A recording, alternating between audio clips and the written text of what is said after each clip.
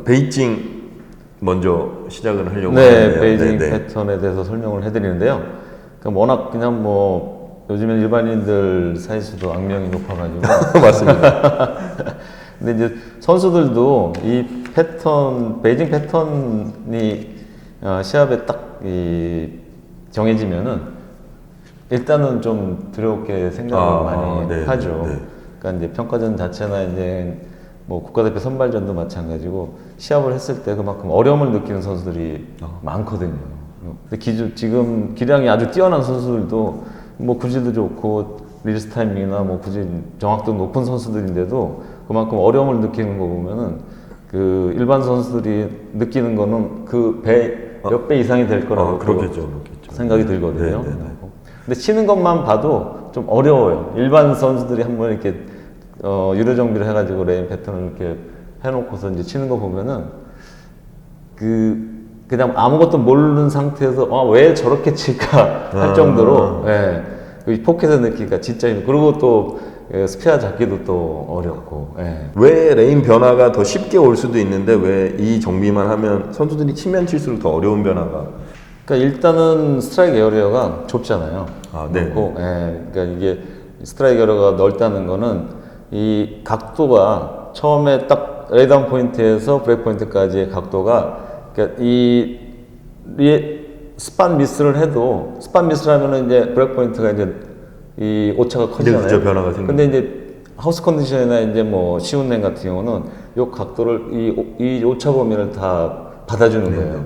쉽게 얘기해서 안에 놔도 안에 쪽이나 바깥쪽에 놨을 때 이제 그 밀려가고 돌아가는 차이가 이제 오차 범위가 큰 건데 이 베이징 같은 경우는 센터하고 미들하고 아웃사이드하고 거의 플랫한 거나 마찬가지잖아요. 그러니까 이 처음에 딱 떨어져서 레이업 포인트에서 브레이크 포인트까지의 그 각도가 아주 좁은 거예요. 놓고. 네. 그 이상을 벗어나게 되면은 1, 2로 넘어가거나 헤드핀을 미스할 수 있는 이제 확률이 높아져 버리니까 그러니까 이제 그거를 한 번 더 이제 한두 번 더 치다 보면은 불안해지잖아요. 그쵸, 심리적으로. 그쵸. 네, 맞습니다. 그러다 보니까 이제 릴리스도 또 더 안 좋아지고 이게 이제 좀 안 좋은 스윙으로 이제 점점 이제 바뀌어 버리니까 자신 있게 투구가 돼야지만 그 미스 오차를 해도 공이 앞에서 돌아오는 느낌이 그렇죠. 좋은데 그래야지 릴리스가 점점 좋아지고 타이밍도 좋아지는데 그쵸. 이런 걸 한두 번 경험하다 보면은 그 압박감이 오거든요. 맞습니다, 뭐 어깨에 힘이 들어가고 이제 악력에 이제 이게 조금 차이가 생기고 하다 보면은 그래서 이제 점점 좀 안 좋아질 수밖에 없는 거예요. 선수들도 마찬가지예요.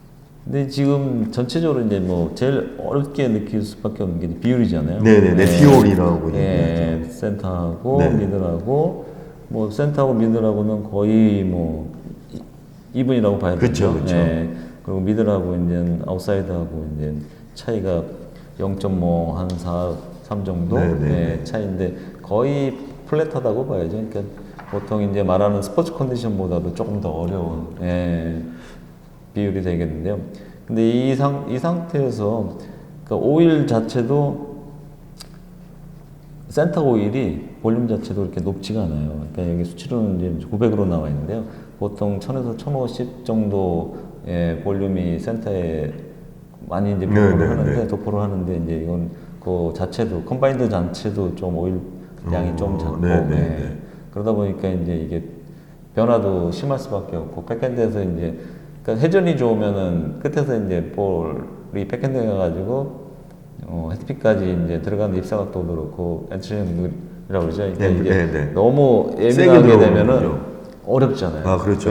그러면 이제 이게 한두 보드 좀 안쪽에 놔도 거기서 이제 조금 약하면은 순하게 들어가면서 이제 좀 두껍게 들어갈 수도 있고 거기다 이제 회전이 있으니까 좀 나가든지 돌아오는데 이게 조금만 이게 스트라이크 에어리어 한 보드만 벗어나도 이제 이게 강하게 들어가 버리면은 스프레시로 확률이 또 이게 높거든요.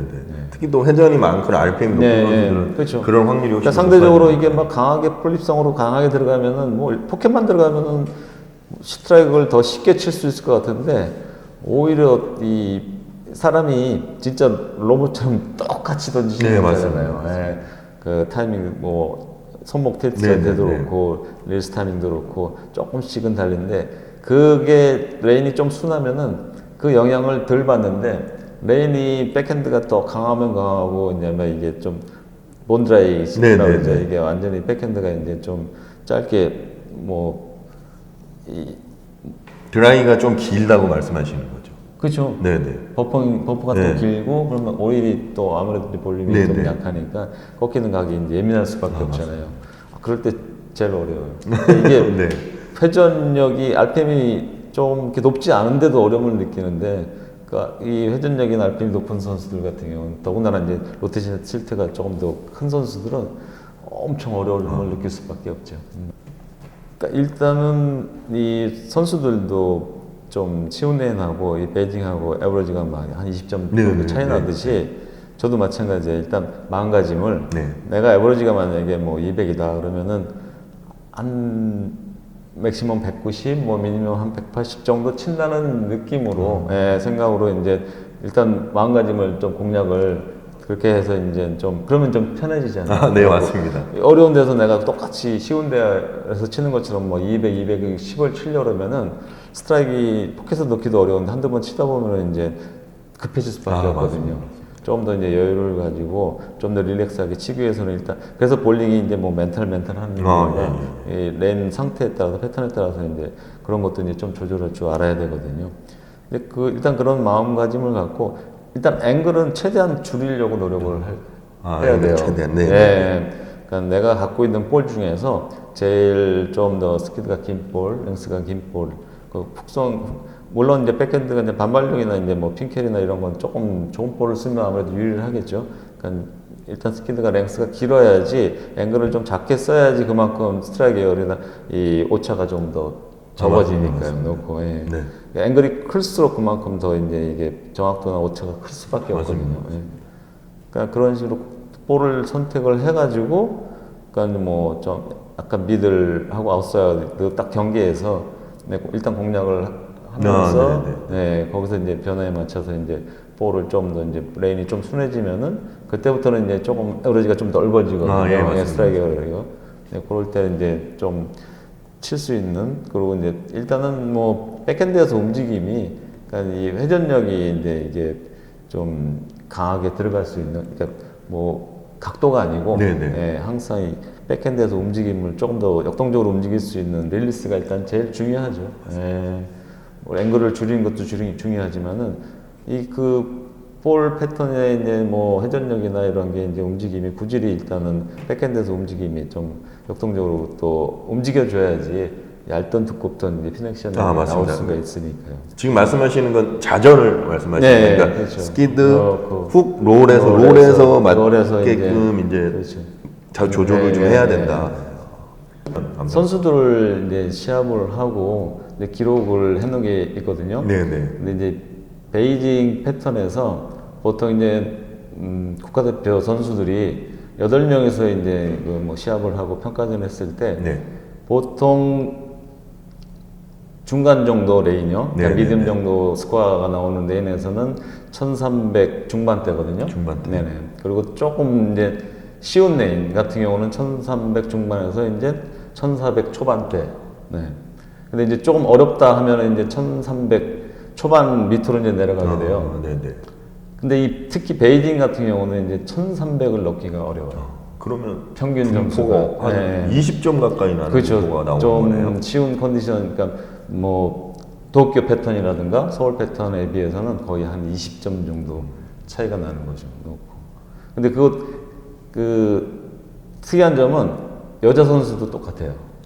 아 근데 여자 선수들 앵글이 훨씬 작은데도 그런데도 상대적으로 베이징 패턴이 항상 에버리지가 제일 낮게 나와요. 그거는 조금 그렇죠. 제가 생각하기에 좀 그렇죠. 예외에 그러니까 이게 RPM이 높고 적고 이 높아도 그렇고 RPM이 좀 낮아도 그렇고 그만큼 이 정확도가 동반되지 않으면은 치기가 어렵다는 거예요. 그럼 이 패턴 자체는 진짜 정교하지 않으면 누구나 그렇죠. 다 RPM이나 네네. 뭐 이런 거에 관계없이 어려움을 느끼는 정비다라고 말씀을 그러니까 해주시는 이제 거네요. 보통 이 컨트롤 스윙을 한다고 그러죠. 그러니까 뭐 파워 스윙이나 뭐 회전 위주나 이런 게 뭐 틸트, 뭐 로테이션 틸트 위주가 아니고 진짜 릴렉스하게 컨트롤 스윙을 했을 때 그만큼 좀 더 편안하게 칠 수 있는 패턴이죠. 그러니까 포괄적으로 얘기하자면 결코 여자든 남자든 RPM이 적든 많든 쉽지는 않다. 일단 정확하다고 생각해요. 네.